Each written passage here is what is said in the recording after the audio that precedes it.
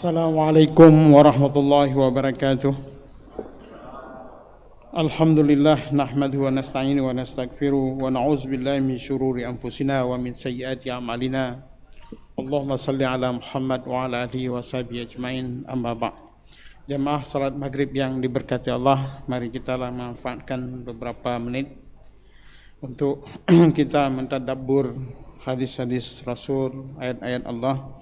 Jamaah yang diberkati Allah, orang yang berakal itu selalu akan mempertanyakan, ya, dan ini sudah dimulai sejak lama sekali dalam sejarah peradaban manusia, yaitu mempertanyakan untuk apa kita hidup, bagaimana kita hidup, dari mana berasal, akhirnya akan kemana.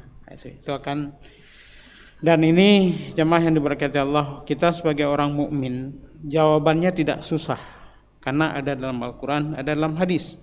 Kemudian para nabi, semua nabi dan rasul yang dikisahkan dalam Al-Quran itu menjadi suri toladan bagi kita bagaimana kita menjalani hidup ini. Ada nabi yang sangat kaya, ada nabi yang raja, ada nabi yang sangat susah hidupnya, ada nabi yang sangat miskin dan seterusnya. Itu menjadi contoh dalam hidup di mana kita posisi, ya kita sesuaikan saja dengan contoh-contoh yang sudah ada. Karena tidak mungkin kita semua ingin jadi seperti Nabi Daud atau jadi seperti Nabi Sulaiman, tidak. Atau kita ingin jadi seperti Nabi Isa, tidak. Masing-masing, dan kita sudah punya contoh. Jamaah yang diberkati Allah, dan contoh yang paling hebat itulah Nabi Muhammad SAW. Dalam hidupnya itu kita bisa belajar segalanya. Jamaah yang diberkati Allah, ada seorang ulama di Amerika namanya Syekh Khalid Yasin. Jadi sejak tahun 90-an seingat saya sampai hari ini beliau masih hidup, selalu mendakwahkan, selalu menyampaikan satu tema sejak beliau masih muda. Temanya adalah purpose of life. Hidup ini untuk apa? Dan itu menginspirasikan ribuan orang masuk Islam gara-gara satu pertanyaan itu. Untuk apa hidup ini? Tujuan dari hidup ini. Kalau kita dalam umat Islam, kita bisa menjawab dengan sederhana, tapi kita tidak paham juga. Wa ma khalaqtul jinna wal insa illa liya'budun. Ya, kami tidak menciptakan jin dengan manusia kecuali untuk beribadah. Kemudian wa ma umiru illa liya'budullaha mukhlishina lahuddin. Tidak diperintah kecuali beribadah kepada Allah Subhanahu wa taala mukhlishina lahuddin, ikhlas dalam beragama. Jemaah yang diberkati Allah, orang yang berakal, yang dalam hal ini para filosof, mereka mencoba menjawab bagaimana hidup ini, untuk apa hidup ini, tidak berdasarkan wahyu, mereka akhirnya berkelahi samanya dalam pengertian perdebatan yang panjang. Bahkan efek daripada mempraktekkan hal tersebut terjadi pembunuhan luar biasa, terjadi kekacauan di dunia ini. Ada Karl Marx dengan ide komunisnya dan sebagainya. Jemaah yang diberkati Allah, tidak selesai. Tapi Rasulullah sallallahu alaihi wasallam membicarakan kepada kita dengan bahasa yang sangat sederhana. Jemaah yang diberkati Allah, dari Ibnu Umar radhiyallahu anhu qala akhadha Rasulullah bimankibi qala. Jadi digambarkan oleh Ibnu Umar ini, hadis ini ada beberapa riwayat diriwayatkan dengan bahasa yang hampir sama. Jadi kata Ibnu Umar, Rasulullah sallallahu alaihi wasallam akhadha bimankibi. Beliau memegang bahu saya, pundak saya, ya. Artinya berbicara sesuatu yang serius, orang akan dipegang semacam itu. Faqala kun fid dunya ka'annaka gharibun. Jadilah di dunia ini engkau seolah-olah orang yang asing. Au abirus sabil, atau orang yang sedang melakukan perjalanan. Wa kana Ibnu Umar, jadi Ibnu Umar itu menambah komentarnya, iza amsaita fala tanzir sabah. Kalau kamu lagi di waktu pagi, sore jangan tunggu pagi. Wa idza asbahta fala tanzir masa. Kalau sedang di waktu subuh, pagi, jangan tunggu sore. Wa khudh min sahadika limardika. Gunalah kesempatan sehatmu untuk sakitmu. Wa min hayatika limautika, dan hidupmu untuk matimu. Ini pesan mudah diterima akal, sangat sederhana, tapi kalau kita renung-renungkan ini luar biasa. Jemaah yang diberkati Allah, kita ini bukan orang sembarangan, ini semuanya kita. Kita ini penduduk surga. Ya, sedang dalam perjalanan kembali ke surga. Jangan salah masuk jalan, tidak sampai. Ya. Kita ini adalah semua penduduk surga dalam perjalanan untuk kembali ke surga. Maka Rasulullah mengatakan, kun fid dunya ka'annaka gharibun. Ya. Kita di dunia ini seperti orang asing. Ini kalau kita pernah melakukan merantau dalam hidup ini, kita akan merasakan bagaimana pelajaran dari sebuah perantauan. Jemaah yang diberkati Allah, orang merantau pertama itu akan merindukan kampung halamannya. Ya, walaupun dia sudah beranak pinak, sudah punya cucu, tapi dia akan mengatakan mangat timpani kampung. Walaupun dia pulang makan timpani itu udah enggak seenak lagi itu. Ya, dia sudah berubah, ya. Tapi kerinduan untuk pulang itu ada. Ini orang perantauan, ya. Yang kemudian orang yang masih dalam status perantauan, ya, dia tidak sibuk dengan peralatan-peralatan duniawinya. Orang sedang merantau, kalau dia sewa, tidak untuk berfikir memberi kulkas saja, itu berfikir 2-3 kali. Karena setelah dibeli nanti dibawa kemana? Karena akan pulang. Ya. Begitu juga membeli peralatan yang macam-macam, dia akan berfikir 2-3 kali untuk apa setelah itu. Nah, jemaah yang diberkati Allah, bukankah kita dalam hidup ini dihabiskan waktu untuk hal semacam itu?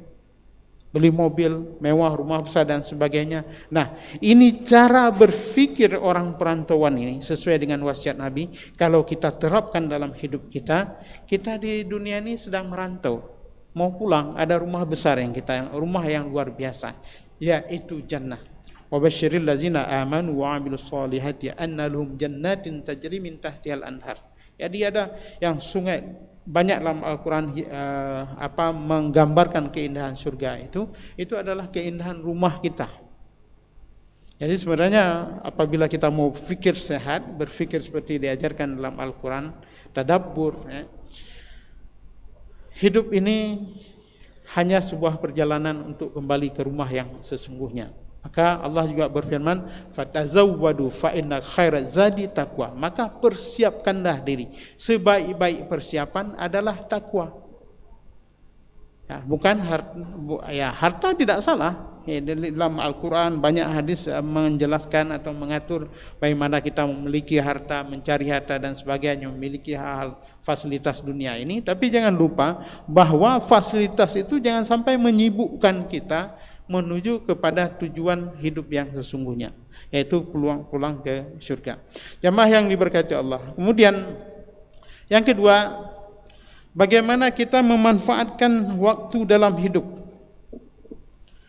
Kebiasaan kita ini adalah menunda-nunda hidup. Ya, apa saja menunda-nunda hidup. Kalau pagi mau nanti sore jam 10 ke jam 11 dan sebagainya, menunda-nunda hidup. Kalau sekedar menunda hidup pekerjaan duniawi, mungkin efeknya tidak terlalu besar. Jemaah yang diberkati Allah, bayangkan kita ini menunda karena sibuknya mengurus dunia, tidak sempat salat. Ya, tidak sempat salat, sibuk urusan bisnis dan sebagainya, berpikir begini, oh ini kan dalam Islam itu ada nama syafaat, ya ada namanya macam-macam, itu mengandalkan sesuatu pada orang lain. Kalau saya mati didoakan anak dan sebagainya. Jangan mengandalkan hal semacam ini kepada orang lain. Allah merintahkan fatazawwadu fa inna khairaz zadi taqwa. Kita yang diperintahkan. Ya, kemudian wala taziru waziratan wizra ukhra. Kita enggak bisa mewakilkan pekerjaan-pekerjaan ini kepada orang lain. Ya. Kita akan bertanggung jawab terhadap diri kita sendiri.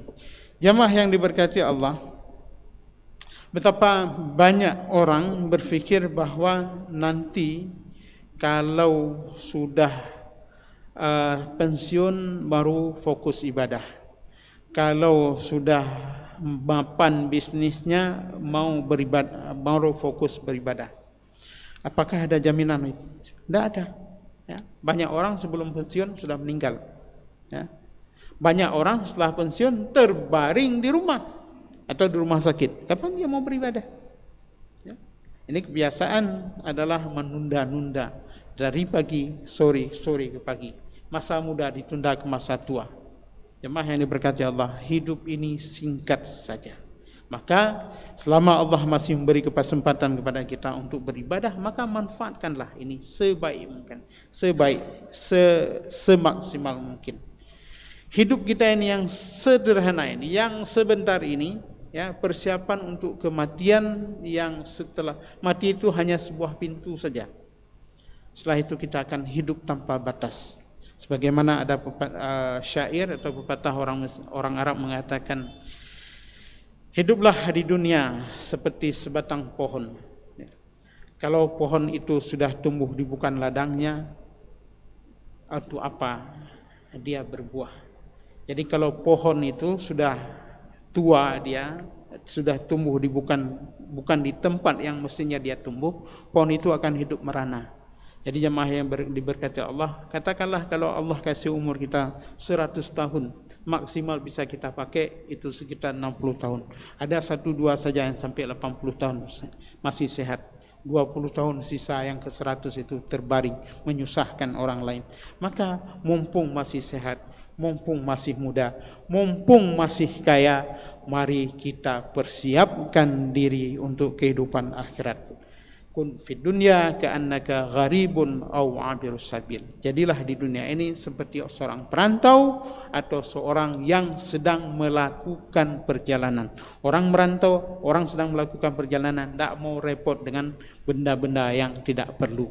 Mudah-mudahan ini bermanfaat bagi kita semua. Assalamualaikum warahmatullahi wabarakatuh.